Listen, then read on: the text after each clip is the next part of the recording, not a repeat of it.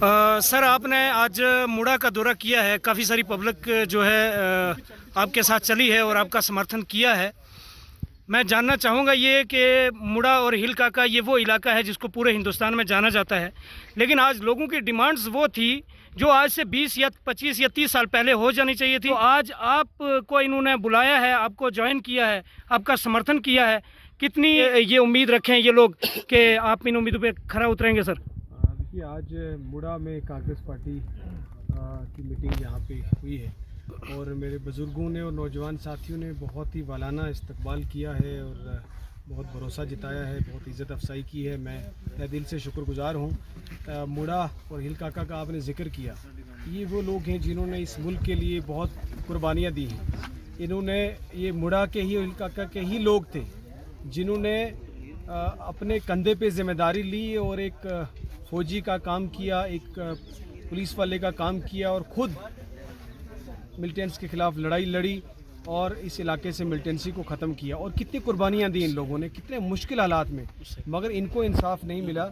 आज तक भी, आज इस दौर में, इस टेक्नोलॉजी के दौर में भी ये लोग अभी भी बिजली, पानी, सड़क के लिए जो है वो तरस रहे हैं। अभी भी जो है इतना दूर दराज इलाका है, लोग अपने कंधों पे सामान उठा के जो 2-2 घंटे सफ़र करते हैं।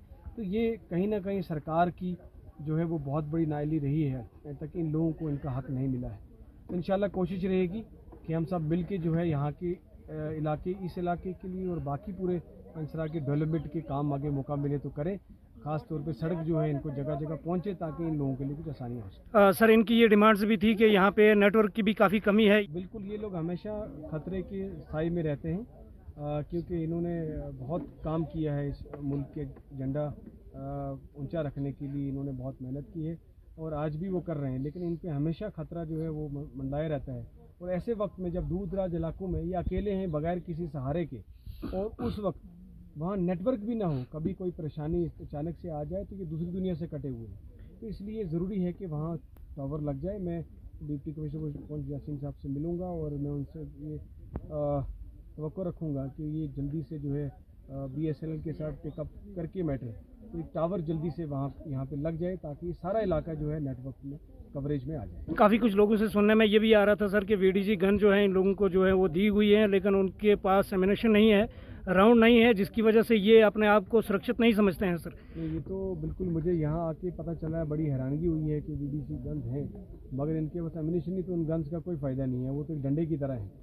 तो इसलिए मैं आज ही SSP साहब से भी बात करूंगा और बल्कि IG साहब से भी बात करूंगा कि यहाँ इमीडिएटली जो इनकी रिक्वायरमेंट है वो पूरी की जाए, इनके साथ मीटिंग करके, ताकि इनको किसी किस्म की परेशानी ना हो। शुक्रिया।